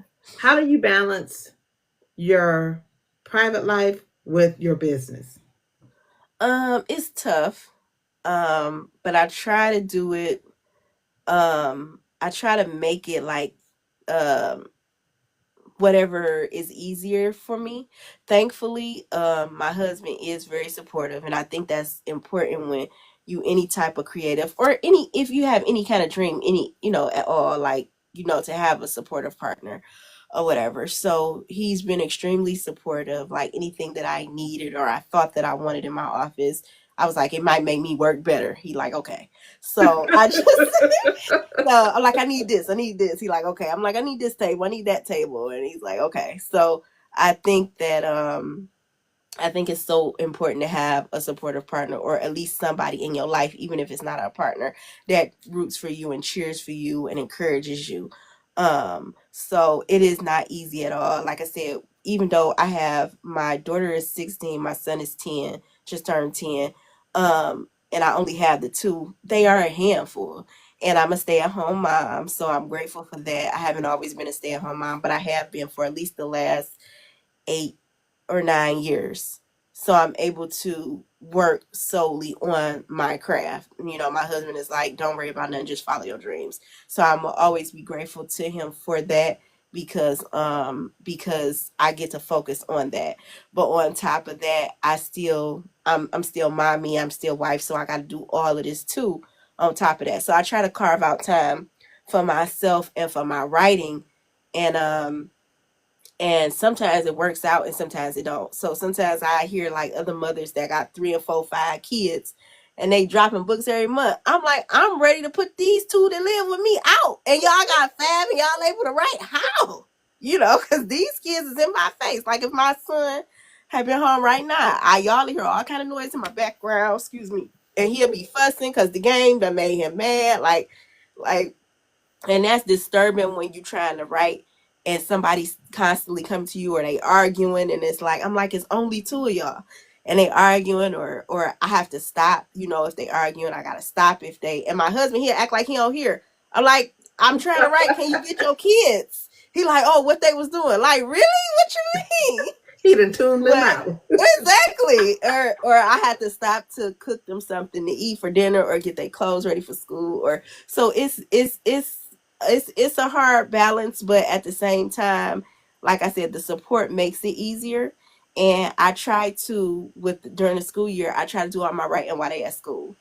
But with them going to two different schools, even sometimes that is tough because they stuff will overlap with mine, so it will take longer for books to come out because I don't have the time. Or I try to write at least when I put the youngest to bed, because it's easier for me, because if he's asleep, then I don't have nobody bother me every 2 seconds. But my daughter will still come in there, but it's not as much as my son. So it's definitely very interesting, but it can be done, and I'm grateful. And I think that by me being a stay at home mom, that helps too. Because I don't have to get up and go clock in. I just got to get up and go take the kids and then clock in for myself. So But I yeah. want you to change the narrative. Okay. I want you to change the narrative. Instead of saying you're a stay-at-home mom, which Okay. may be true. I'm not saying two things are right at the same time, but you're a full-time author. Yes, yes, yes, and That's I'm what I grateful need you for to that say. too. Yes, I'm a full time author. I'm You're a sorry. full-time author. Because And that was that's a my question. How does one become a full-time author? it's a blessing. It's a blessing to be that because I never saw myself in the life that I am in now. You know, I never saw myself like that. And then, like I said, I've been with my husband so long, like even before we were married. So in the beginning, now he has a good job, but in the beginning he didn't have that job for me to be a stay-at-home mom, so I had to go to work too. It's like we got to pay the bills, you know. So and then but now like my husband just like focus on, you know, your dream. And you're right, I'm a full-time author, and I forget to say that to myself so much, like, India, you're a full-time author, and You that's a are a blessing because that's what full-time author. yes, and that's truly a blessing because that's what we as writers we aim to be, that full-time author, to be able to do things, you know, on our own and on our own time. So it's truly a blessing, and I'm so thankful, and I thank God all the time for, like, you know, allowing it because I didn't see it. You know, I struggled with work too, and I think that's another reason that my husband was just, he was like, I just want you to just do what make you happy or whatever. And to be able to, for him to be in that position, to be able to put me in the position that I am in, I'm very grateful for that because I struggle with work, especially I got pregnant with my son right before I end up losing my job or whatever, or getting fired. My husband said, "Don't say you got fired because you was gonna quit anyway," but they didn't know I was gonna quit. But Before you guys agree to split ways. yeah, right, whatever. I was like, okay, whatever make my husband happy because Let's spin it they for the fired kids. me, but Before you both agreed that your ways you guys needed to right, we needed end to go your our separate ways. working relationship. Exactly. But it was tough those last years. It was tough at work in general. But when the creative side of me came out while I was at work, like when I knew that I wanted to be a writer, I didn't want to be there no more. And then like things changed. Even though I had got end up in a better position, um, right before I wrote my first book, it still came with the manager that like harasses the employees and is nothing ever right. So I needed to get out of there. So, like I said, I ended up getting fired. Well, I was 2 months or 3 months. I had just found out I was pregnant with my son. And so I was so distraught. And I'm like, what are we going to do? And he like, my husband, like, you going to write and I'm going to go to work and we going to make it work. And I haven't looked back. And I just counted that as such a blessing. And like I said, for him to be by my side through all of this, like through everything, and I still get to write, and I'm so excited. Like every time I finish a book, like I go to him and I'm like, I'm done with another book, and he like, congratulations and stuff like that, and he happy for me and stuff. So it just feel like a real blessing. It's a little bittersweet too because him and my mama started this journey with me, and so like I said, my mom's not here anymore, but I would call her too, or she would call me and she'd be like, what you working on? And then I tell her the titles and she'd be laughing at, you know, when I tell her what the titles are. She'd be cracking up and she'd be like, she'll make poems out the titles. And she was like, well, what you working on now? Or whatever. We're just like my two of my biggest supporters, and you know I'm just so grateful for that, and I'm grateful that I had a mother that encouraged that instead of telling me like, no, Right. you can't be no writer. Like she told me to be a writer, but she was like, Indy, you still gotta, you know, find ways to, you know, do this and make money, you know, for yourself. She was like, but she still encouraged me, you know, every step of the way with my writing, and you know he just took over that, so it's like he's both of them now, just like, you know, cheering me on to keep going. And I need that because a lot of it's tough. Tough after I had stopped writing. I think my mother been passed about to be 4 years. So I stopped writing when she first passed, and I did not know if I was gonna come back to writing. And then I came back to writing. The first book I wrote was Tongue Deep when I came back to writing. But I said I was gonna continue it because this was something that my mom believed in um with me, you know, so I felt like not continuing it would be like not continuing something that I knew that made me happy and that she supported me. So I wanted to keep going with it. And so I'm just, like I said, I'm just grateful to be where I am. I may not be like the author that I want to be or the level that I want to be on as an author right now, but I feel like I'm constantly trying to work to that goal. So, you know, I'm just real grateful for that. In this political climate, are you ever nervous that your type of books will be banned? Yes, I try not to think about it, but yes, I am nervous because um I just, with the way the stuff going, with everything on the news that you hear every day, it's like, as sometimes you just gotta cut it off because it get to be too much. You like, that's enough for the day, you know. But I feel like it's terrifying to know that that's a possibility or can become a possibility. And so I try to tune it out, but it's there. You know, you can't, you know, no matter where you look, you know, it is there. But and this is my livelihood. This is something that makes me happy. So the fact that it can get banned and not be anymore is truly heartbreaking.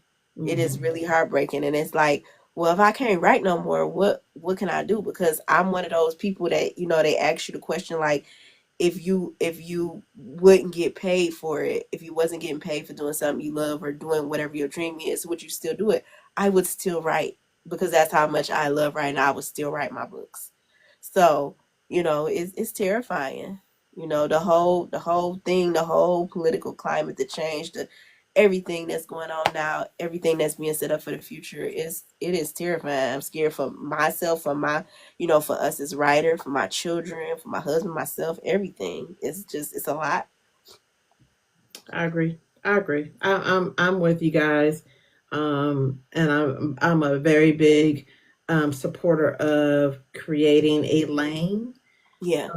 And this is for the authors that are in here. Make sure you have your own website where you can sell from, because eventually they're going to try and ban us from bookstores. Yep.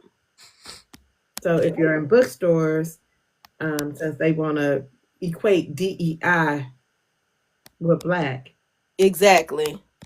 they're going to try and go after that too. Because again, I feel like they want you dumb, they want you stupid, so that you can fall in line.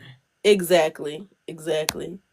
And for me, I'm not a big TV watcher anymore. Okay. I would rather read a book, Mm-hmm. because to me it's way more entertaining. It listen. I'm Then just telling you. on that tube, so they can try and brainwash you into what they want. But what I tell Exactly. y'all, it'd be so entertaining what be going on in the. Listen, you listen. You saying it right? So I just want you guys to not think about what's going on today, but Okay.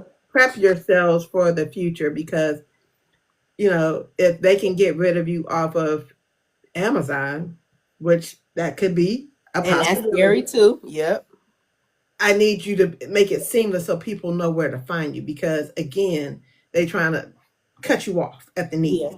Yeah. And we have to create a situation where that is not gonna happen. Exactly. Um, all right, let's ask a few questions about Okay. you.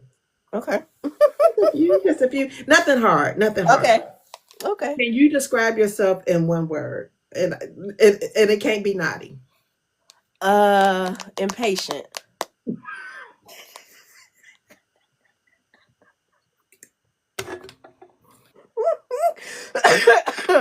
Where? Impatient. You were so patient with us. How the hell you I impatient? don't know.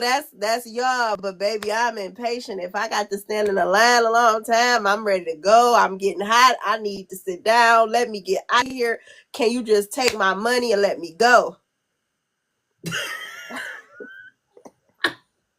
Okay, that's shocking. Really? All right. Name something everybody loves but you hate. Um, I don't know. That's hard. Something everybody loves. I'll tell you mine. Okay. I don't hate it, but it's not my favorite. Okay. I don't like steak. I Okay. don't like steak because my father, when my mother was ill, in the hospital lying to us talking about she was on a work conference and she was in the hospital doing what God knows whatever. Uh, my father made steak every day for like 2 months because Wow. that's all he knew how to cook. Okay, Mm-mm. I do a food, but I don't know how many people don't like it. But more people around me. I'm gonna just say around me. I don't like broccoli. I'll eat it because of the health or whatever value, but I don't like broccoli. I've never liked broccoli. And when I was younger, me and my brother was sitting at the dining room table, and my mother was the type of mother that said, "You eat what I cook, or you don't eat." And there was no other way around that. And so she had made broccoli. I couldn't stand broccoli. My brother couldn't stand squash. I love the squash though. So she made it, and we was both frowning. And she said, "Y'all can frown all the bleep y'all want. Y'all not getting up to y'all eat the vegetables." So we had ate everything else. It was the vegetables. Baby, I ain't had time to sit at this table because I done knew this woman already. Okay, my brother 2 years younger than me. He don't know her level of crazy yet. I already knew, and I wasn't about to sit at this table all night with this woman. So when she left to go wherever she went in her room or something, I wrapped the broccoli up in the napkin and put it in my pocket, and I went to the bathroom, and I came back from the bathroom, made sure she was gone, and stuffed it all the way in the bottom of the trash, and then washed my hands. And my brother's like, "Where the broccoli go?" And I said, "I ate it." And then he had to sit there till like, I'm gonna say 1 o'clock in the morning, and him and her had a stare down before she finally told him to go to bed. But he did not eat that. He did not eat that squash. He was not playing. But And I went. you had stuff to do. Baby, I had to. I'm not sitting at this table with this woman. She is insane. I'm not eating that broccoli. We done already had this conversation, and you gonna make me You eat it again. didn't help him. Listen, I couldn't help him because he didn't move fast enough. I told him the plan. He didn't want to do that. He just said he ain't eating it. So you got all night to sit at this table with your mama. I don't have time to deal with this woman. She is nuts. I'm not about to sit at this table with her. Good night. Mm-mm. Mm-mm. That boy, but I will say this.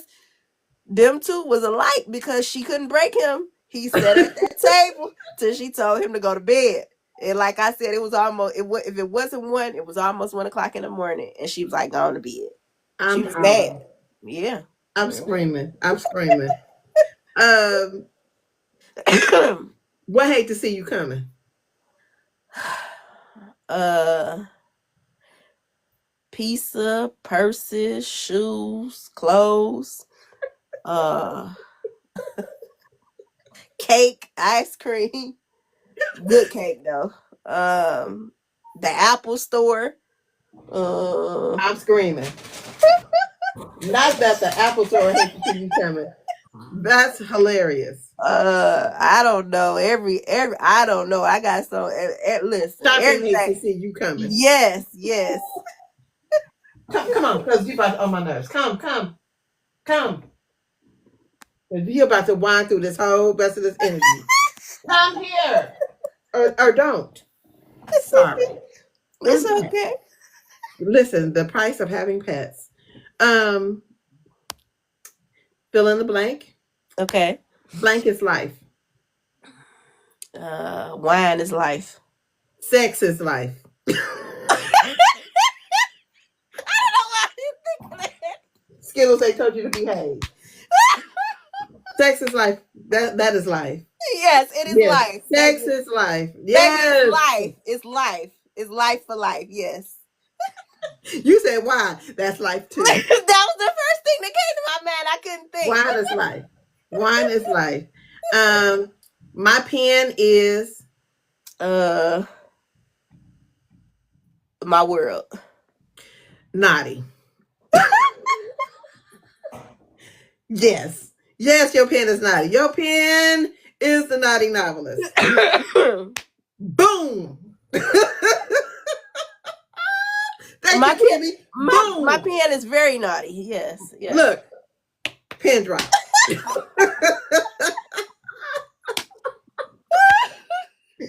Oh, I'll holler. Okay, my favorite question. Okay. If you can invite 5 people, 5 authors or writers or a mix to dinner, dead or alive, who would you invite? We saying just authors. Authors or writers, Authors whoever. and writers. Okay.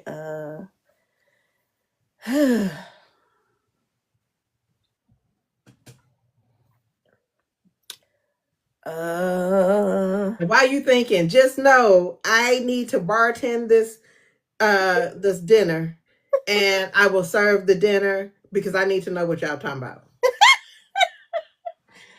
um, I guess the people who inspired me, some of the people who inspired me because I would want to know more about them. So Eric Jerome Dickey, Zane, Mm-hmm. um, Mary B. Morrison. Girl, you got all the naughty people. Go ahead. Uh, um,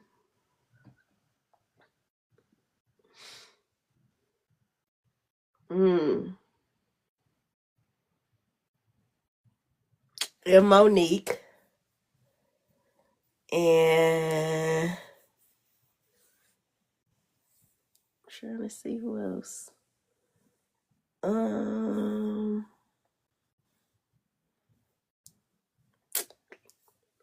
I can't think no more. I can't think of nobody else. It's only one more person. I One can't think. more. I can't think. I'm trying to think. I'm gonna say Cartier because I was about to say. That's about to be my he last needs to be person. at the table because his little nasty ass calling people good girls That for was my shit. last person. I couldn't think of nobody else. I was about to say him. Yes, yes. Cartier, yeah. I'm gonna help you out, Cartier. He needs to be at that table, and I Yes. need to serve all the food. Cause that's gonna be an interesting table. That's gonna be some conversation. That table gonna be tabling. Yeah. She said there needs to be a screenwriter. LOL. I'm hollering. Kimmy, you are funny. Exactly, Kimmy. Exactly. All right, you ready to pop your shit? I guess I don't. I'm That's shy, but good. That's a good pop your shit. You okay. listen. You did really good. So, Thank you, because I've been nervous. ah, I don't I'm know always why people nervous. be nervous to be with me. I be nervous in general, like for interviews and especially lives, because then people see you. I'm not playing with you. I'm not playing with you at all. What projects do you have, or how many? I'm not gonna say what projects. Okay. How many projects do you anticipate for the rest of 2025? At least 7, maybe 8. So you about to hit us over the head with something every damn day. I'm about to try.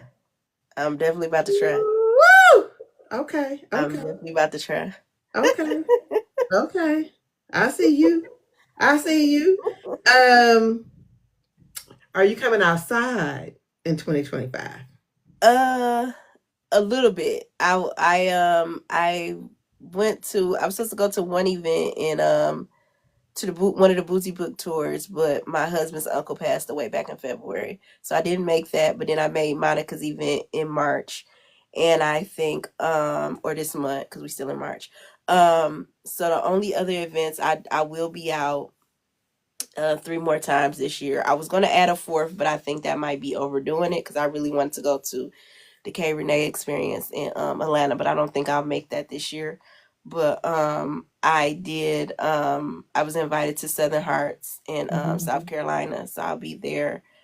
I signed up for Jessica Watkins Urban Book Expo. In Chicago? Yep, so I'll be Mhm. there. And then the Chicago Boozy Book Tour. Also in October I'll be there. So I'll be there.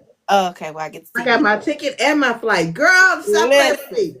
I'm so excited. I'm so excited. I did not know when I signed up because I signed up for Jessica Watkins and I signed up for the Boozy Book Tour, but I was invited to Southern Hearts and they're all back to back. So for those 3 weeks, I'll be going back to back to back. But I'm excited. And thankfully, 2 of them are in Chicago. So I'm about 5 or 6 hours because I'm in Michigan. So that's no problem. So I'm excited. But that's where I'll be the rest of the year. Oh, and I think I have one more home in Michigan.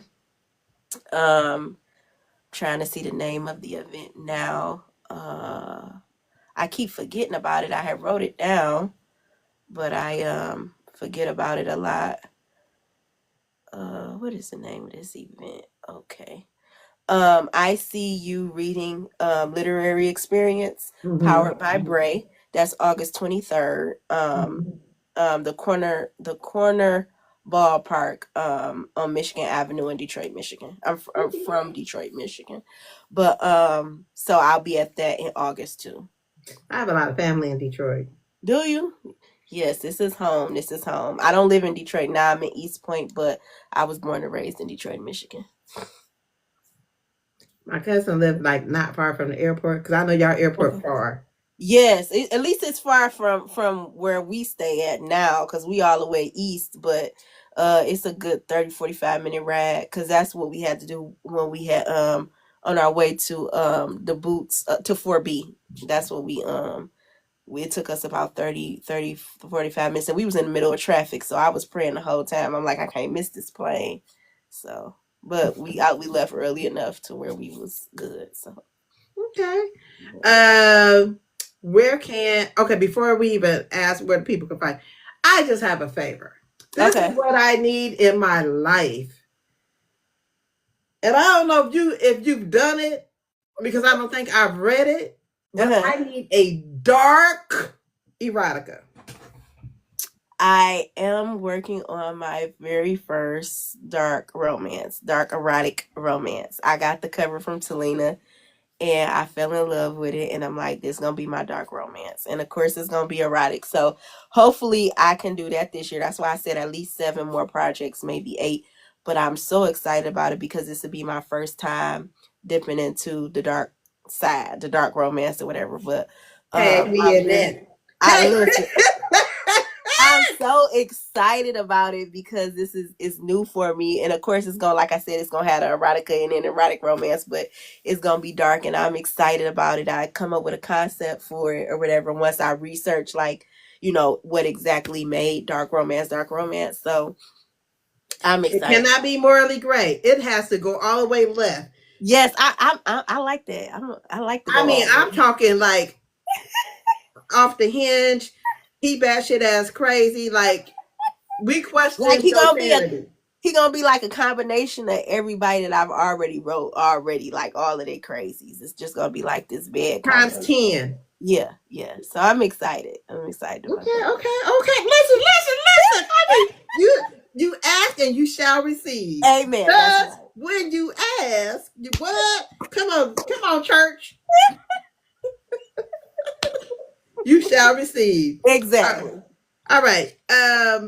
Where can your readers or new readers find you? Um, Website, social media sites. my website is indiatnorfleet.net. I can always be reached on there through the email. But I can also be reached on Facebook. Um, I can be reached on Instagram, Facebook. I'm India T Norfleet, author India T Norfleet. I'm sorry, on Facebook. On Instagram, I'm the Naughty Novelist. On TikTok, I'm the naughty. No, I'm author India T Norfleet. I changed it from the Naughty Novelist. Um, and I think I'm on Blue Sky as the Naughty Novelist. So I can be reached on most social media platforms. I am in the process of getting a mailing list going, so readers can sign up on my website, and then as the things come out, like the first dark romance, I plan to do a blast before, like a couple of months before, and then leading up to it for the dark romance. So you can always sign up for my newsletter. I don't have one out yet, but I'm planning to start the first one in April or May. And I had a readers group twice, but it went left both times, like just as far as me being there and the interaction. So I am going to start another readers group, but I'm probably going to start small, maybe 5 or 6 people, maybe 10 at the most, but whoever wants to be a part of it. And then I'll post information in there as well, what they let me post on Facebook. You say your website's indiatnorfleet.net? India, IndiaTNorfleet.net. Yes. I need to be a part of that. Yes, I'm gonna I have to get write that. myself a note. Yes, I'm gonna get that together, and I'm gonna start doing all of my cover reveals there first. Because I usually do all my cover reveals on Facebook first, and then I do them on Instagram. But I'm gonna start doing them a day earlier in for the readers that subscribe to the newsletter. and giving them like more stuff in there first than to post it on Facebook. But the reason I always post it on Facebook is because that's where I get the most interaction from. I'll get more Facebook on my page than on than in a group. But everybody keep telling me to come to TikTok, but I'm nervous. I can't be sitting up here doing these TikToks. I'm so nervous. Well, why? I don't Okay. know. Okay. I'm not playing with you. I'm not gonna play with you. I need you to come on over here. Stop being nervous. Don't say I gotta get my life together. Brianna Mitchell, she told me, she said she gonna help me, so she said she gonna help I me. mean, So. okay. So this is, and all BS aside, Uh-huh. I make one video and I share it to all the social sites. Okay, okay. I don't have time to be okay. I gotta be aesthetically pleasing. You go get what you get. If I'm looking in here looking like Esther from Good Times, that's what you gonna get. If I'm in here looking like Beverly Jenkins from the supermodel, listen, that's what you gonna get. You gonna get what you gonna get on all sites. The only thing that I probably do different is YouTube. And the Okay. reason why I do YouTube like different is because that's where my interviews go. Okay. So I'm not so much doing the review videos are now going up on YouTube and you get what you get. Right. But I don't do the live reactions and all of that on YouTube. Because Okay. sometimes I be in here listen, you go get how I'm looking that particular moment at that particular time. And I'm I just mean nervous. that. I never been a like a record me person or a live or none of that stuff. So but I always been very nervous and shy too. So maybe I can break out of that and post some TikTok videos. More But so just book, I'm not saying I think people need to see your face mm-hmm. sometimes. I'm not saying Yeah, all the time. I agree. I'm saying people need to say, hey, I got a book coming out. Yeah, yeah. No, I The agree release with date you. is this.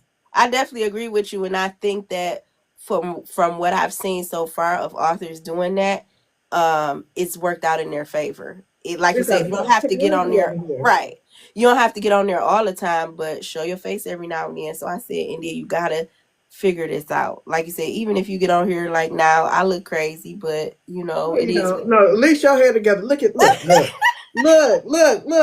My hair said, girl, go wash it and go somewhere and have several seats. That's what my hair is saying. Just go wash it, blow it out, and go have several seats. Yeah, something wrong with me. Uh, all right. Any advice for authors? um, yeah. So if this your dream, don't give up on it. You keep writing, you keep writing through the storms, you keep writing through the darkness. If you need to take time off, you take time off. If it's your passion, it's not gonna let you quit anyway. I know that from experience. I done tried.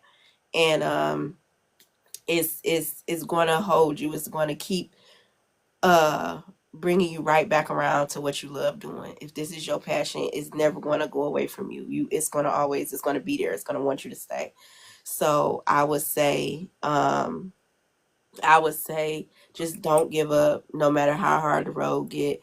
Try to find you if possible maybe one or two good people in this industry that you can learn from or learn alongside. They don't necessarily have to be the one teaching you. Maybe y'all can learn together, but get you somebody in this industry that's there, like a genuine person. And I know you're not able to tell always from just meeting somebody, but pray and get you a genuine person in your life that's going to be able to you be able to go to help you with things that you didn't know, because none of us, no one person knows everything that there is to know about the industry or anything. It's good to meet people and stuff like that. Not saying you got to be friends with everybody, because we know and not everybody is genuine and stuff like that, but you want to overlook that. You want to stay out of the drama as much as you can, and not what that thing is. I'm an old lady, so forgive me, but if it ain't addressed, it ain't respected, or whatever, however that go,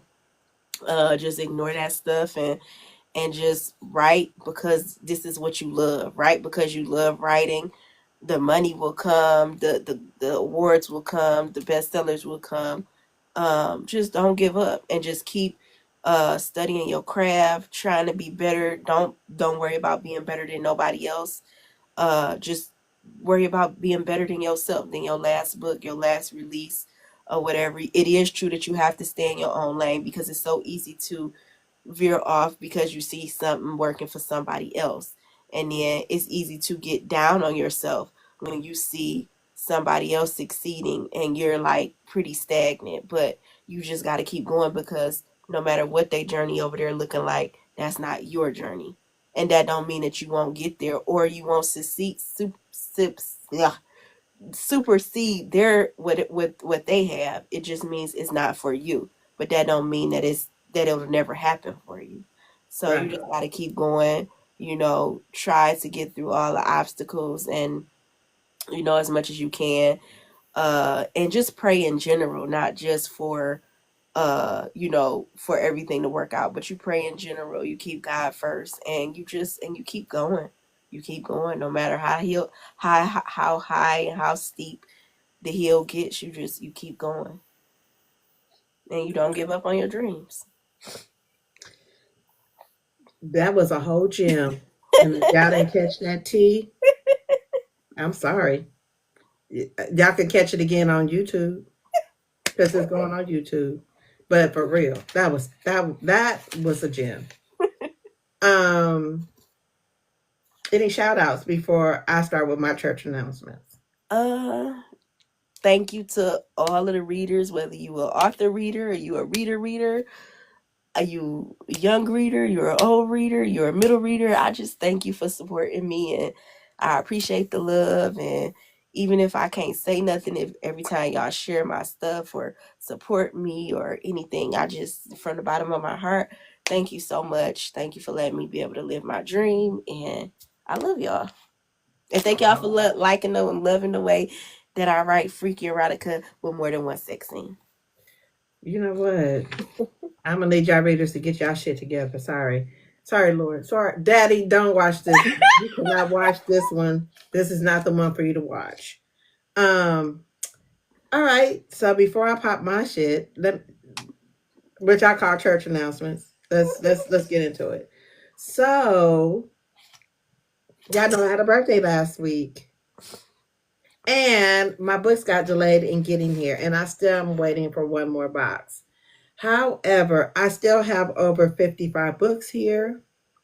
And so we're just going to proceed with what I have here for my birthday giveaway. So on Saturday, April 5th at 5 p.m. Eastern Standard Time, 2 p.m. Eastern Standard Time, live here on TikTok, I will be giving away those 55 books. Now, I'm not saying there's going to be 55 winners, but what I am saying is somebody might get somebody catalog, somebody might get a series, somebody might get one book or two. Who knows? So be stay tuned for that. Make sure I have two videos pinned on my Instagram and on TikTok. Make sure that you like and subscribe to the Booked and Busy YouTube channel, and then put your YouTube channel on in the comments so that I know that you've done it. I can check it and then enter you into the drawing. Okay, so that's one thing. The second thing is I do have a YouTube channel, so if you can please subscribe, this will give me a chance to monetize and do even more for our book community. Okay. Number two, I have had the opportunity presented to me to do PR and marketing. I now represent Storm of the Black Girl Tired Book Talk, or Negro in Distress, presenting the Black Girl Tired Book Talk podcast. And I also represent author Sharice C. Carr. Sharice has a street team on Geneva.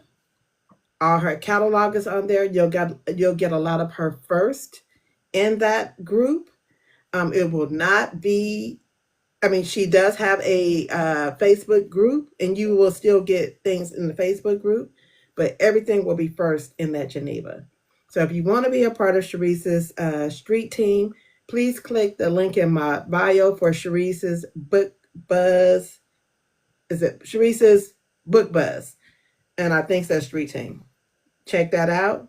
And you have to download the Geneva app in order to be a part of her street team. And when I tell you she about to drop another book real quick, real soon, y'all didn't hear it from me. But the cover reveal will be on there. Her whole catalog is on there. So if you've read any of your books, you're more than welcome to comment on them. Sharice will be making several comments on there as well. Um, Her art team will be on there.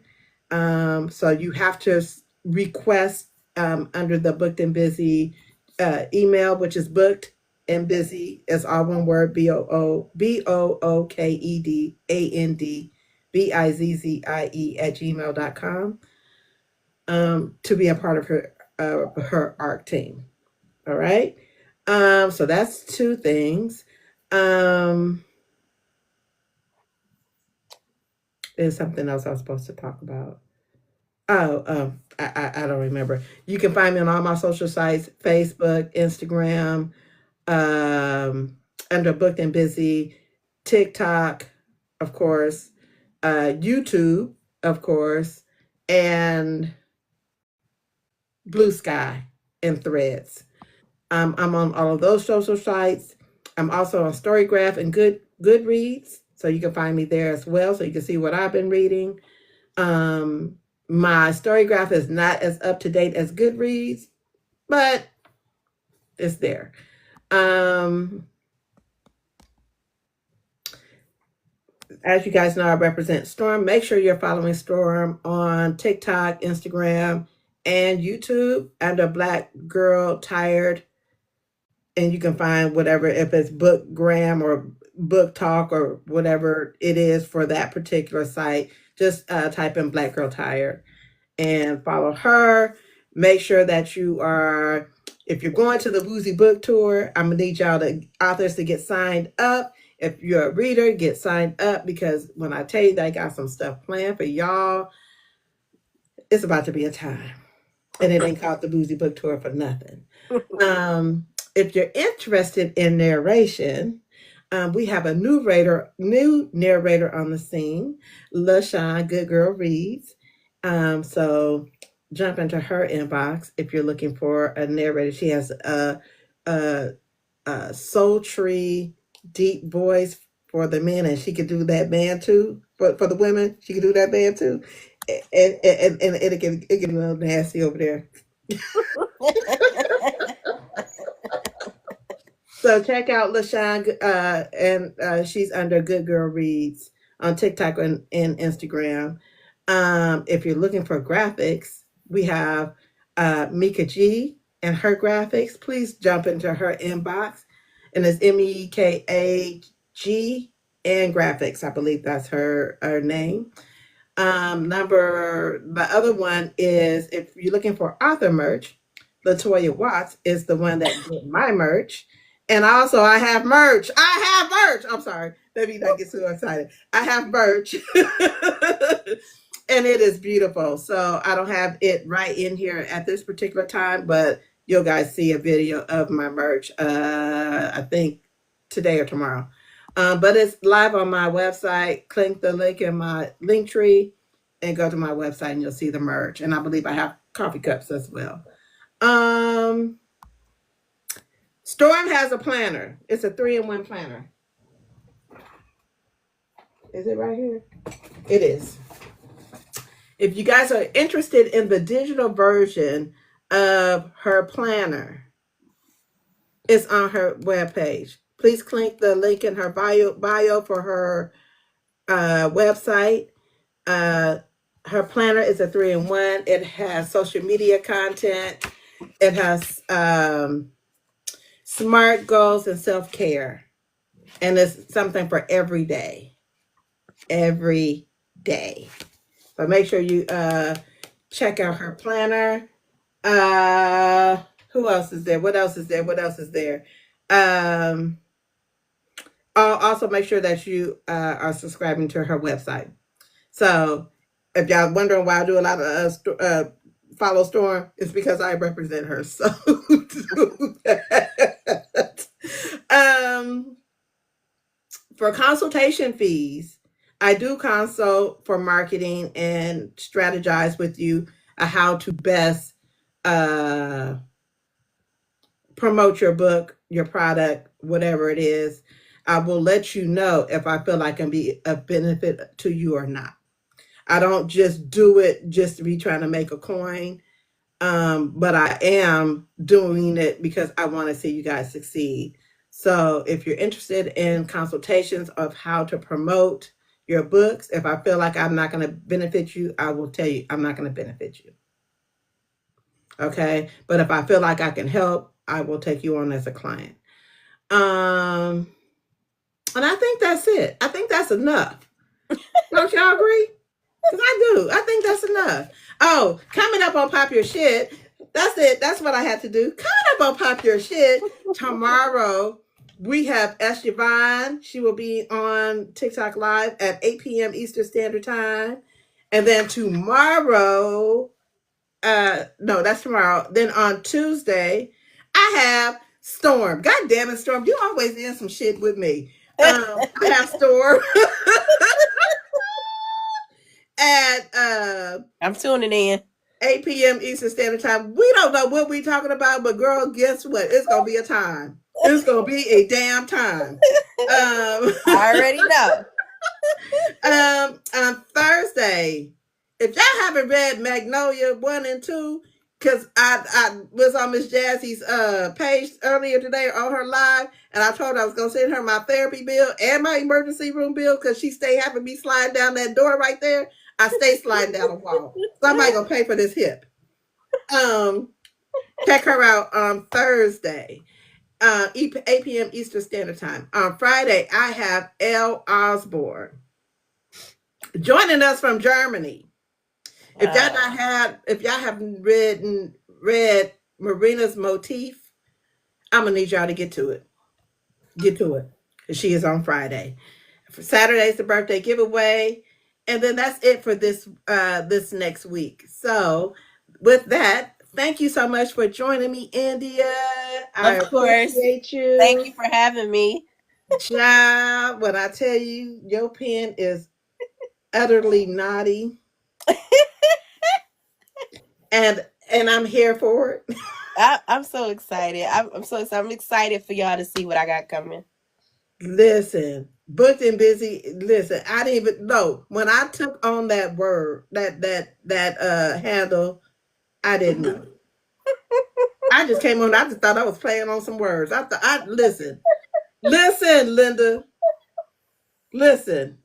Also, one more thing. I will be on hiatus July, August, and half of September. All my clients know that's not good for y'all. Because I'm about to be in y'all shit. Not bad, but it's to enhance whatever it is that y'all have going on. So I'll be strategizing with everybody.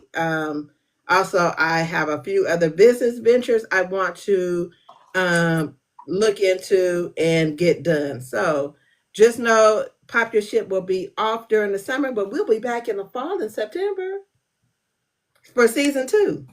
So I'm excited about that. And thank you so much. Again, India, thank you so much. Thank you for being the person that you are, because you are so sweet, so genuine. I had a time with you. Thank you for you didn't bust my bubble, but at that event you did. But your husband was very shocked. He was like, he was super shocked. You was like, pack it up. She said all this. I don't know what was going on, but all I know is I was in position because I was like, "Oh, India's right here. Let me go here." I don't have to. I'm not gonna come back around. I'm gonna shop while I'm standing in this line. I know that's right. Cause Mel was right here. I was like, and I'm so mad I didn't get a picture with her. God dog it. And y'all some tall people. You and Mel is tall. I had on boots, making me appear tall. You taller than me.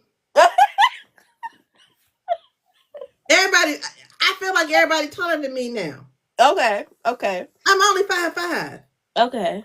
I ain't that much taller than you. I'm not that much. Them boots just had me looking taller that day. Baby, there's some tall people. I don't know what's going on in the water, but y'all tall. But anyway, thank you so much. Of course, thank you for having me. You have a wonderful evening. Thank you. Kiss the babies, because Auntie said y'all did good. Not coming there busting in our mom's energy. Yes, thank you. Lord have mercy. Yes. But so, thank you for having me. I appreciate you. And don't make this your last time. Okay. All right. You ain't saying nothing but a word. All you have to say is, hey, I need to get on. Okay. We're gonna work it out. Okay. Thank you. All right, honey bunch. All right. Bye-bye.